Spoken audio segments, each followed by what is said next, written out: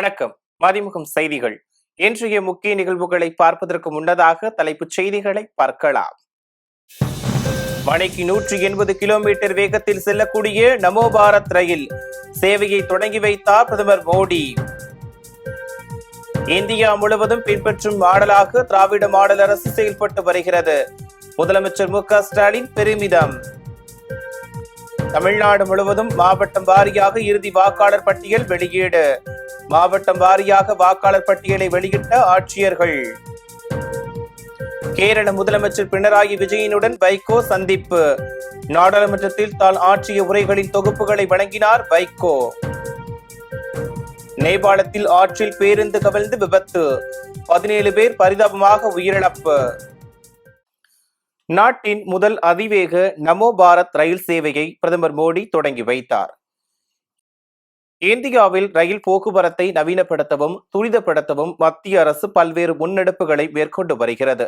கடந்த 2024ஆம் ஆண்டு குஜராத்தின் அகமதாபாத் புஜ் நகரங்களுக்கு இடையே நமோ பாரத் விரைவு ரயில் சேவையை பிரதமர் மோடி தொடங்கி வைத்தார். இதன் அடுத்த கட்டமாக டெல்லியிலிருந்து உத்தரப்பிரதேச மாநிலம் மீரட் வரை 82 கிலோமீட்டர் தூரத்தை இணைக்கும் நாட்டின் முதல் மண்டல அதிவேக போக்குவரத்து அமைப்பான நமோ பாரத் மெட்ரோ ரயில் சேவையை பிரதமர் மோடி கொடியசைத்து தொடங்கி வைத்தார். டெல்லியின் சராய் கலை கான் மெட்ரோ ரயில் நிலையத்தில் இருந்து சுமார் 82 கிலோமீட்டர் தூரத்தில் மீரட்டில் உள்ள மோடிபுரம் ரயில் நிலையத்தை இந்த அதிவேக ரயில் சேவையின் மூலம் 55 நிமிடங்களில் சென்றடையலாம். அதாவது நமோ பாரத் விரைவு ரயிலால் அதிகபட்சமாக மணிக்கு 180 கிலோமீட்டர் வேகத்தில் செல்ல முடியும். தற்போது முதற்கட்டமாக நமோ பாரத் ரயில் மணிக்கு 160 கிலோமீட்டர் வேகத்தில் இயக்கப்படுகிறது. அதே சமயம் நாட்டின் அதிவேக மெட்ரோ ரயில் சேவையான மீரட் மெட்ரோவையும் பிரதமர் மோடி பயன்பாட்டிற்கு கொண்டு வந்தார். கொளத்தூர் தொகுதியில் பல்வேறு முடிவுற்ற திட்டங்களை முதலமைச்சர் மு.க.ஸ்டாலின் துவக்கி வைத்தார். சென்னை கொளத்தூரில் குளிரூட்டப்பட்ட காத்திருப்பு அறை, கழிப்பறை, குடிநீர் வசதிகள் பேருந்து நிறுத்தத்தில் செய்யப்பட்டுள்ளன. இந்நிலையில் கொளத்தூரில் 1,06 லட்சம் ரூபாய் மதிப்பீட்டில் ஏசி பேருந்து நிறுத்தத்தை முதலமைச்சர் மு.க.ஸ்டாலின் திறந்து வைத்தார். அதேபோல் மாநகராட்சி சார்பில் அமைக்கப்பட்டுள்ள பூங்கா, பயணியர் நிழற்குடை ஆகியவற்றையும் முதலமைச்சர் திறந்து வைத்தார். இன்னைக்கு பாக்குறீங்க, இந்தியா முழுக்க பின்பற்றக்கூடிய மாடலா நம்ம திராவிட மாடல் இருக்குன்னா, அந்த திராவிட மாடல் அரசினுடைய மாடல் தொகுதியா இருப்பது எந்த தொகுதி தெரியுமா? நம்முடைய கொளத்தூர். இது ஒரு மாடல் தொகுதியா இருக்கு. எல்லா வகையிலும் தன்னிறைவு பெற்ற தொகுதியா கொளத்தூரை இன்றைக்கு நம்ம வளர்த்து எடுத்திருக்கிறோம். ஏதோ தேர்தல் வரும்போது மட்டும் 1-2 திட்டங்களை திறந்து வைக்கல. கடந்த 5 வருஷம் பாக்குறீங்க, ஒவ்வொரு மாசமும் வந்து உங்களுக்கு தேவையான எல்லாத்தையும் செஞ்சு கொடுத்துட்டு இருக்கிறோம். அதுல சிலவற்றை மட்டும் நான் குறிப்பிட்டு சொல்ல விரும்புறேன். மக்களை மையப்படுத்தி மக்களை தேடி வந்து சேவைகளை வழங்குற மக்களாட்சியா திராவிட மாடல் பெயர் எடுத்திருக்கு. இந்த நல்லாட்சி தொடர, நம்ம கொளத்தூர் மேலும் மேலும் உயர உங்களுடைய ஆதரவு என்றும் எங்களுக்கு இருக்கும் என்ற நம்பிக்கையோடு நான் விடைபெறுகிறேன். நன்றி, வணக்கம், வெல்வம். தமிழ்நாடு முழுவதும் மாவட்டம் வாரியாக இறுதி வாக்காளர்கள் பட்டியல் வெளியானது. தமிழ்நாட்டில் வாக்காளர் பட்டியல் சிறப்பு தீவிர திருத்த பணிகள் கடந்த நவம்பர் 4ஆம் தேதி தொடங்கியது. அதன் மூலம் சுமார் 97 லட்சம் பெயர்கள் நீக்கப்பட்டு தமிழ்நாட்டில் வாக்காளர் எண்ணிக்கை சுமார் 5.44 கோடியாக குறைந்தது. வாக்காளர் பட்டியலில் பெயர் சேர்க்க, நீக்க மற்றும் திருத்தம் செய்வதற்கான அவகாசம் பிப்ரவரி 10ஆம் தேதி வரை வழங்கப்பட்டிருந்தது. அதன்படி பட்டியலில் பெயர் சேர்ப்பு, நீக்க மற்றும் திருத்தம் கோரி சுமார் 34 லட்சம் பேர் விண்ணப்பித்திருந்தனர். இந்த விண்ணப்பங்களை வாக்காளர் பதிவு அலுவலர்கள் மூலம் சரி செய்யும் பணி நிறைவடைந்தது. இந்நிலையில் அந்தந்த மாவட்ட ஆட்சியர் இறுதி வாக்காளர்கள் பட்டியலை வெளியிட்டு வருகின்றனர். voters.eci.gov.in அல்லது electoralchurch.eci.gov.in ஆகிய இணையதளம் மற்றும் தேர்தல் ஆணையத்தின் ECI-NET கைபேசி செயலி மூலமாக தங்களது பெயர் வாக்காளர் பட்டியலில் உள்ளதா என்பதை சரிபார்த்துக் கொள்ளலாம் என தெரிவிக்கப்பட்டுள்ளது. கேரள முதலமைச்சர் பினராயி விஜயனை சந்தித்த மதிமுக பொதுச் செயலாளர் வைகோ நாடாளுமன்ற இரு அவைகளிலும் தான் ஆற்றிய உரைகளின் தொகுப்புகளை வழங்கினார். திருவனந்தபுரத்தில் உள்ள கேரள சட்டமன்ற வளாகத்தில் அம்மாநிலத்தின் முதலமைச்சர் பினராயி விஜயனை மறுமலர்ச்சி திராவிட முன்னேற்ற கழக பொதுச் செயலாளர் வைகோ நேரில் சந்தித்து பேசினார். அப்போது நாடாளுமன்ற இரு அவைகளிலும் தான் ஆற்றிய உரைகளின் தொகுப்புகளை பினராயி விஜயனிடம் வழங்கி அணிந்துரை தர வேண்டும் என கேட்டுக்கொண்டார். நேபாளத்தில் ஆற்றில் பேருந்து கவிழ்ந்து விபத்துக்குள்ளானதில் 17 பேர் உயிரிழந்தனர். நேபாளத்தில் மேற்கு போகராவில் இருந்து பேருந்து ஒன்று தலைநகர் காத்மாண்டுவிற்கு இன்று அதிகாலை சென்று கொண்டிருந்தது. அப்போது ஓட்டுநரின் கட்டுப்பாட்டை இழந்த பேருந்து மத்திய மாவட்டமான தாடிங்கில் உள்ள திரிசூலி ஆற்றில் கவிழ்ந்தது. தகவல் அறிந்து சென்ற மீட்புக் குழுவினர் மீட்பு பணியில் ஈடுபட்டனர். இருப்பினும் இந்த விபத்தில் 17 பேர் உயிரிழந்தனர். மேலும் 27 பேர் காயமடைந்தனர். அவர்கள் பல்வேறு மருத்துவமனைகளில் சிகிச்சை பெற்று வருகின்றனர். விபத்தில் சிக்கிய பேருந்தில் 44 பேர் பயணித்ததாக உறுதிப்படுத்திய அதிகாரிகள் பேருந்து விபத்திற்கான காரணம் குறித்து விசாரணை நடத்தி வருகின்றனர். 2024-2025 நிதியாண்டில் நாட்டில் 7669 சாலை விபத்துகளும் 190 இறப்புகளும் பதிவாகியுள்ளதாக அந்நாட்டு அரசு தெரிவித்துள்ளது. திமுகவிடம் 5 தொகுதிகளை கேட்டுள்ளதாக மனிதநேய மக்கள் கட்சி தலைவர் ஜவஹர்லால் தெரிவித்துள்ளார். சட்டப்பேரவை தேர்தலுக்கான தொகுதி பங்கீட்டு பேச்சுவார்த்தையை திமுக தொடங்கியுள்ளது. இதனிடையே முதலில் இந்திய யூனியன் முஸ்லிம் லீக் கட்சியுடன் பேச்சுவார்த்தை நடத்தப்பட்டது. இதனைத் தொடர்ந்து இன்று மனிதநேய மக்கள் கட்சி தலைவர் ஜவஹர்லாவுடன் திமுக தேர்தல் குழு பேச்சுவார்த்தை நடத்தியுள்ளது. இந்நிலையில் பேச்சுவார்த்தைக்கு பின் செய்தியாளர்களை சந்தித்து பேசிய ஜவஹர்லால் திமுக கூட்டணியில் சட்டப்பேரவை தேர்தலில் போட்டியிட 5 இடங்களை கேட்டுள்ளதாக தெரிவித்தார். மேலும் இது முதற்கட்ட பேச்சுவார்த்தை தான் என்று கூறிய அவர் இந்த முறையும் உதயசூரியன் சின்னத்தில் போட்டியிட உள்ளதாகவும் அறிவித்தார். வருகின்ற சட்டமன்ற தேர்தலில் திராவிட முன்னேற்ற கழகத்தின் தலைமையிலான கூட்டணியினுடைய வெற்றிக்காக தமிழகத்தின் பட்டி தொட்டியெல்லாம் அனைத்து மாவட்டங்களிலும் வியாபித்திருக்கின்ற மனிதநேய மக்கள் கட்சி நிச்சயமாக பாடுபடும் என்பதை மீண்டும் உறுதியாக தெரிவித்து, சென்ற சட்டமன்ற தேர்தலிலே மனிதநேய மக்கள் கட்சி பாபநாசம் மற்றும் மணப்பாறை ஆகிய 2 தொகுதிகளில் போட்டியிட்டு 100 விழுக்காடு வெற்றி பெற்றது. எனவே இந்த முறை 5 தொகுதிகள் மனிதநேய மக்கள் கட்சிக்கு தர வேண்டும் என்ற கோரிக்கையை நாங்கள் முன்வைத்திருக்கின்றோம்.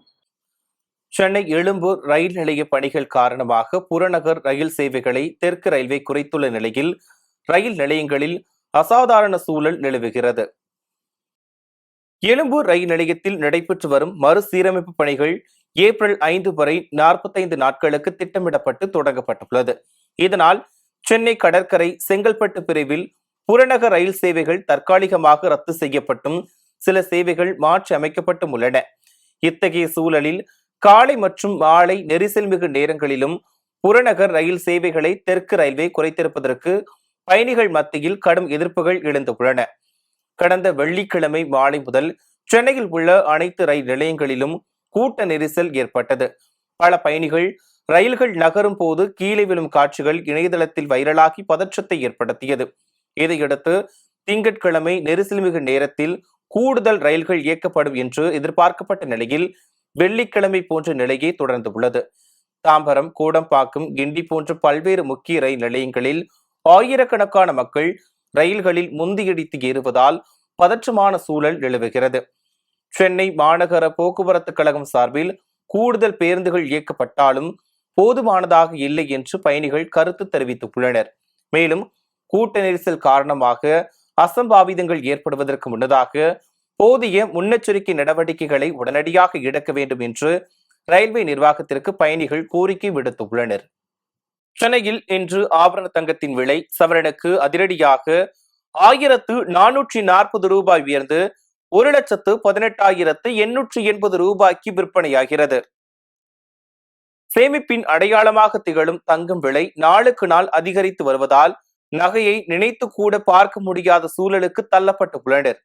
அந்த வகையில் சனிக்கிழமையன்று 22 கேரட் ஆபரண தங்கத்தின் விலை கிராமிற்கு 260 ரூபாய் உயர்ந்து 14,680 ரூபாய்க்கும், சவரனுக்கு 2,080 ரூபாய் உயர்ந்து 1,17,440 ரூபாய்க்கும் விற்பனை செய்யப்பட்டது. தொடர்ந்து வாரத்தின் முதல் நாளான இன்றும் தங்கம் விலை அதிரடியாக உயர்ந்துள்ளதால் நகை பிரியர்கள் அதிர்ச்சியடைந்துள்ளனர். அதன்படி சென்னையில் 22 கேரட் ஆபரண தங்கத்தின் விலை கிராமிற்கு 180 ரூபாய் உயர்ந்து 14,860 ரூபாய்க்கு விற்பனையாகிறது. இதேபோல் சவரனுக்கு 1,440 ரூபாய் உயர்ந்து 1,18,880 ரூபாய்க்கும் விற்பனை செய்யப்படுகிறது. மேலும் வெள்ளியின் விலையும் கிராமிற்கு 10 ரூபாய் உயர்ந்து 1 கிராம் வெள்ளி 300 ரூபாய்க்கும் 1 கிலோ வெள்ளி 3 லட்சம் ரூபாய்க்கும் விற்பனையாகிறது.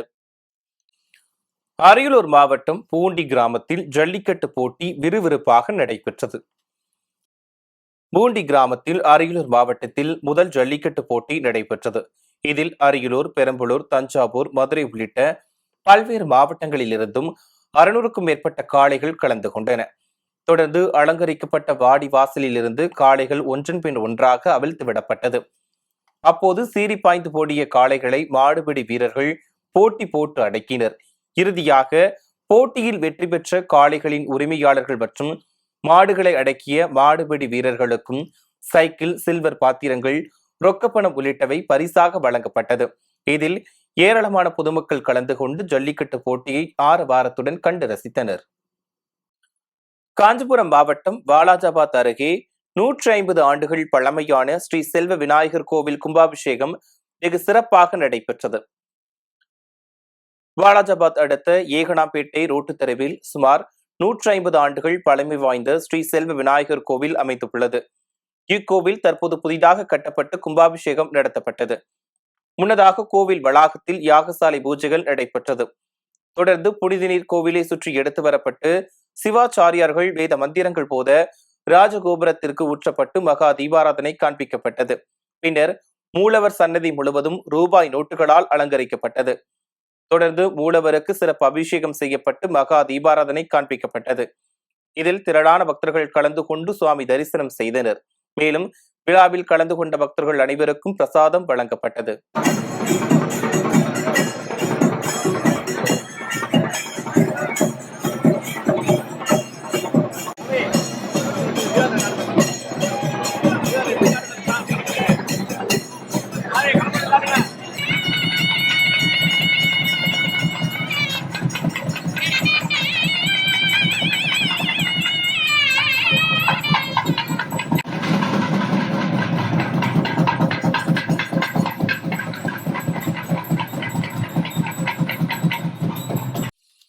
புதுக்கோட்டை மாவட்டம் திருவப்பூர் முத்துமாரியம்மன் கோவில் பூச்சொரிதல் விழாவை முன்னிட்டு பொதுமக்கள் காணிக்கையாக செலுத்திய 10 டன் பூக்களை பிரிப்பதற்காக மாவட்ட ஆட்சியர் அருணா கருவறையின் கதவை திறந்து வைத்து பூ பிரிக்கும் பணியை துவக்கி வைத்தார். புதுக்கோட்டை மாவட்டத்தில் மிகவும் பிரசித்தி பெற்ற இந்து சமய அறநிலையத்துறைக்கு சொந்தமான திருவப்பூர் முத்துமாரியம்மன் திருக்கோவில் அமைந்துள்ளது. இக்கோவிலில் மாசி மகா திருவிழாவை முன்னிட்டு பூச்சொரிதல் விழா நடைபெற உள்ளது. இதற்காக புதுக்கோட்டை மாவட்டம் முழுவதும் பல்வேறு இடங்களில் இருந்தும் ஏராளமான பக்தர்கள் பல்வேறு வகையான பூக்களை கோவிலில் காணிக்கையாக செலுத்தினர். இந்நிலையில் புதுக்கோட்டை மாவட்ட ஆட்சியர் அருணா கோவிலின் கருவறை கதவை திறந்து வைத்து பக்தர்கள் காணிக்கையாக செலுத்திய 10 டன் பூக்களை பிரிக்கும் பணிகளை தொடங்கி வைத்தார். முன்னதாக அம்மனுக்கு சிறப்பு அலங்காரங்கள் செய்யப்பட்டு சிறப்பு பூஜைகள் நடத்தப்பட்டது. அப்போது புதுக்கோட்டை சட்டமன்ற உறுப்பினர் மருத்துவர் முத்துராஜா, மாநகராட்சி மேயர் திலகவதி செந்தில் கலந்து கொண்டனர். தொடர்ந்து பல்வேறு வகையான பூக்களை கோவில் ஊழியர்கள் பிரித்து அள்ளும் பணியில் ஈடுபட்டனர். திருநெல்வேலி மாவட்டம் பனகுடி அருள்மிகு ஸ்ரீ ராமலிங்க சுவாமி உடனுரை சிவகாமி அம்பாள் ஸ்ரீ நம்பி சிங்கப்பெருமாள் கோவில் கும்பாபிஷேக விழா வெகு சிறப்பாக நடைபெற்றது. பனகுடியில் மிகவும் பழமை வாய்ந்த அருள்மிகு ஸ்ரீ ராமலிங்க சுவாமி உடனுரை சிவகாமி அம்பாள் கோவில் மற்றும் நம்பி சிங்கப்பெருமாள் கோவில் அமைந்துள்ளது. இக்கோவிலில் கடந்த 2009ஆம் ஆண்டு கும்பாபிஷேக விழா நடத்தப்பட்டது. இந்நிலையில் இந்து சமய அறநிலையத்துறை சார்பில் 75 லட்சம் ரூபாய் மதிப்பீட்டில் கோவில் புனரமைக்கப்பட்டு 17 ஆண்டுகளுக்கு பிறகு கும்பாபிஷேகம் நடத்தப்பட்டது. முன்னதாக கோபூஜை, கணபதி ஹோமம் உள்ளிட்ட யாகசாலை பூஜைகள் நடத்தப்பட்டது. இதனையடுத்து மேளதாளங்கள் முழங்க புனித நீர் அடங்கிய கலசம் கோவிலை சுற்றி ஊர்வலமாக எடுத்து வரப்பட்டது. பின்னர் சிவாச்சாரியார்கள் வேத மந்திரங்கள் போத கோவில் கோபுர விமானத்திற்கு புனித நீர் ஊற்றப்பட்டு மகா தீபாராதனை காண்பிக்கப்பட்டது. இதில் சபாநாயகர் அப்பாவு, மாவட்ட ஆட்சியர் சுகுமார் மற்றும் திரளான பக்தர்கள் கலந்து கொண்டு சுவாமி தரிசனம் செய்தனர். இதனையடுத்து பக்தர்களுக்கு அன்னதானம் வழங்கும் நிகழ்ச்சியை சபாநாயகர் அப்பாவு தொடங்கி வைத்தார்.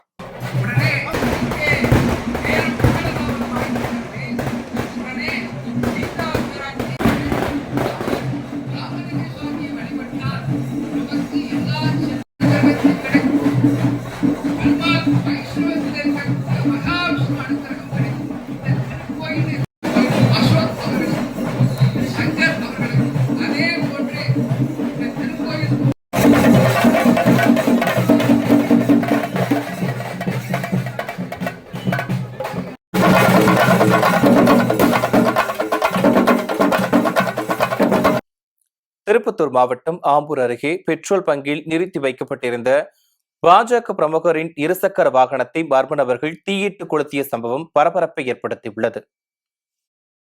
ஆம்பூர் அடுத்த வெங்கடசமுத்திரம் பகுதியில் செயல்பட்டு வரும் பெட்ரோல் பங்கில் ரங்காபுரம் பகுதியைச் சேர்ந்த திருப்பத்தூர் பாஜக மாவட்ட செயலாளர் தண்டபாணி தனது இருசக்கர வாகனத்தை நிறுத்திவிட்டு திருமண நிகழ்ச்சிக்காக சென்றுள்ளார்.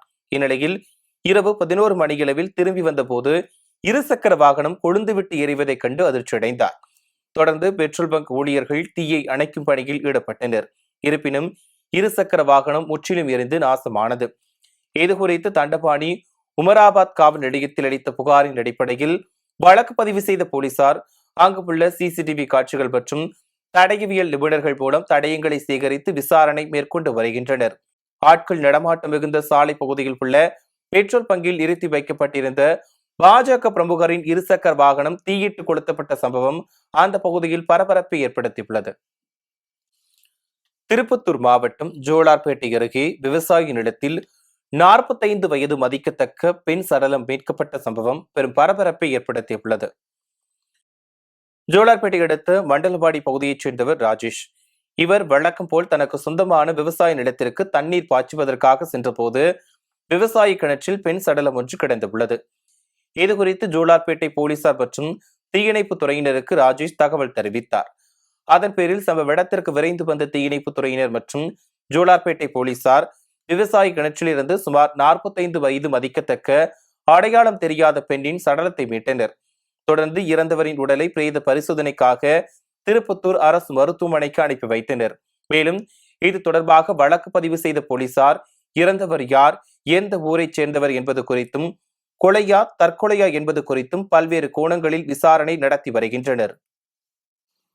திருப்பூர் தெற்கு தொகுதியை மதிமுகவிற்கு ஒதுக்க வேண்டும் என்று நிர்வாகிகள் ஆலோசனை கூட்டத்தில் தீர்மானம் நிறைவேற்றப்பட்டது.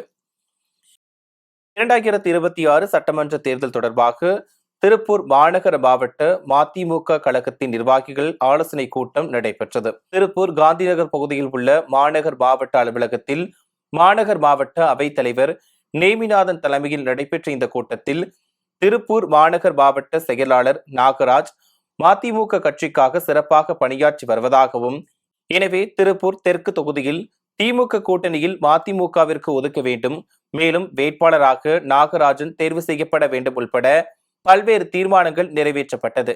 இந்நிகழ்ச்சியில் மதிமுக மாநகர் மாவட்ட பொருளாளர் சுப்பிரமணி, மாநகர் மாவட்ட துணை செயலாளர்கள் வழக்கறிஞர் தமயந்தி குமார், ஒழுங்கு நடவடிக்கை குழு பொறுப்பாளர் ஆடிட்டர் அன்பழகன், வழக்கறிஞர் அணி மாநகர் மாவட்ட அமைப்பாளர் கந்தசாமி, தலைமை செயற்குழு உறுப்பினர் சக்திவேல் உள்ளிட்ட பலர் கலந்து கொண்டனர். தருமபுரி மாவட்டம் பாலக்கோடு அருகே சொகுசு பங்களாவில் 24 மணி நேரமும் தம்பதியினர் மது விற்பனை செய்யும் சம்பவம் அதிர்ச்சியை ஏற்படுத்தியுள்ளது. பாலக்கோடு அருகே காவப்பட்டி கிராமத்தில் 200க்கும் மேற்பட்ட வீடுகள் உள்ள நிலையில் கிராமத்தின் நடுவே சொகுசு பங்களாவில் தம்பதியினர் ஜம்பேரி மீனா இருவரும் 24 மணி நேரமும் ஜிபே போன்பே மூலம் மது விற்பனை செய்து வருகின்றனர். இந்நிலையில் மது பிரியர்கள் மது வாங்கி செல்லும் வீடியோ தற்போது சமூக வலைதளங்களில் வெளியாகி பெரும் பரபரப்பை ஏற்படுத்தியுள்ளது. பாலக்கோடு பகுதிகளில் சந்து கடைக்காரர்கள் டாஸ்மாக் மதுபான கடையில் இருந்து ஒட்டுமொத்தமாக மதுபானங்களை வாங்கி பதுக்கி வைத்து கூடுதல் விலைக்கு விற்பனை செய்து வருகின்றனர். இதனால் கல்லூரி மாணவர்கள், இளம் வயதினர், கூலி வேலைக்கு செல்லும் தொழிலாளர்கள் எந்நேரமும் மது அறிந்து மது போதைக்கு அடிமையாகி உள்ளனர். இதனிடையே மாதம் தோறும் கீழ்மட்டத்திலிருந்து மேல்மட்டம் வரை மாமூல் கிடைப்பதால் யாரும் கண்டுகொள்வதில்லை என சமூக ஆர்வலர்கள் மற்றும் பொதுமக்கள் வேதனை தெரிவித்துள்ளனர். செய்திகள் தொடர்கின்றன. மெக்சிகோவில் போதைப் பொருள் கடத்தல் கும்பல்களின் தலைவன் ராணுவ படையினரால் சுட்டுக் கொல்லப்பட்டதால் வன்முறை வெடித்துள்ளது. மெக்சிகோவில் உலகின் மிகப்பெரிய போதைப் பொருள் கடத்தல் தலைவன் எல் மின்ஸ்டோ சுட்டுக் கொலை செய்யப்பட்டுள்ளார். மிக ஆபத்தான போதைப் பொருள் கடத்தல் கும்பல்களில் ஒன்றான சிஜேஎன்ஜி அமைப்பின் தலைவன் ராணுவ படையினரால் சுட்டுக் கொல்லப்பட்டதால் மெக்சிகோவில் வன்முறை வெடித்துள்ளது. உயர்மட்ட தலைவன் கொல்லப்பட்டதற்கு பதிலடியாக ஆயுதமேந்திய குழுக்கள் பல்வேறு மாநிலங்களில் மோதலில் ஈடுபட்டு வருவதால் அந்நாட்டில் பரபரப்பு ஏற்பட்டுள்ளது. இதனையடுத்து பாதுகாப்பு படையினர் வன்முறை சம்பவங்களை கட்டுப்படுத்தி வருகின்றனர். மெக்சிகோவில் அதிபர் கிளாடியா ஷின்பாம் பொதுமக்கள் அமைதி காக்க வேண்டும் என்று வேண்டுகோள் விடுத்துள்ளார். இதனிடையே வன்முறை காரணமாக அமெரிக்க தூதரகம் தமது குடிமக்களுக்கு பாதுகாப்பு எச்சரிக்கை விடுத்துள்ளது. மேலும் ஏர் கனடா, அமெரிக்கா விமான நிறுவனங்கள் மெக்சிகோவுக்கு விமான சேவைகளை தற்காலிகமாக நிறுத்தியுள்ளது. மீண்டும் தலைப்புச் செய்திகள். மணிக்கு 180 கிலோமீட்டர் வேகத்தில் செல்லக்கூடிய நமோ பாரத் ரயில் சேவையை தொடங்கி வைத்தார் பிரதமர் மோடி. இந்தியா முழுவதும் பின்பற்றும் மாடலாக திராவிட மாடல் அரசு செயல்பட்டு வருகிறது. முதலமைச்சர் மு.க. ஸ்டாலின் பெருமிதம். தமிழ்நாடு முழுவதும் மாவட்டம் வாரியாக இறுதி வாக்காளர் பட்டியல் வெளியீடு. மாவட்டம் வாரியாக வாக்காளர் பட்டியலை வெளியிட்ட ஆட்சியர்கள். கேரள முதலமைச்சர் பினராயி விஜயனுடன் வைகோ சந்திப்பு. நாடாளுமன்றத்தில் தான் ஆற்றிய உரைகளின் தொகுப்புகளை வழங்கினார் வைகோ. நேபாளத்தில் ஆற்றில் பேருந்து கவிழ்ந்து விபத்து. 17 பேர் பரிதாபமாக உயிரிழப்பு. இத்துடன் செய்திகள் நிறைவடைந்தன. மேலும் செய்திகள் இரவு 8 மணிக்கு. மேலும் செய்திகளை தெரிந்து கொள்ள மதிமுகம் பிரைம் யூடியூப் தளத்தில் இணைந்திருங்கள்.